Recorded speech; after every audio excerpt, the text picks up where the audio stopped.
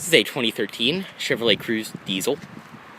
It's got a black exterior with a black leather interior, power windows, power locks, power mirrors. It does have a 6-speed automatic, pretty much standard Cruze inside.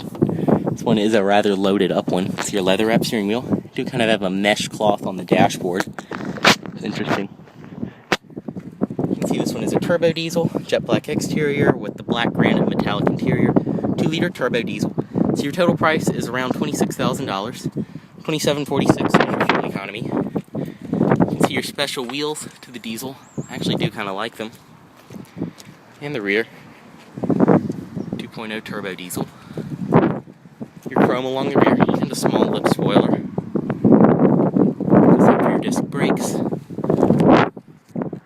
And the back seat. And up front, you can see more of the cloth on the dashboard.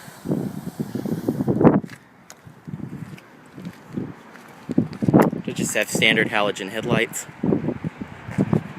and no fog lights.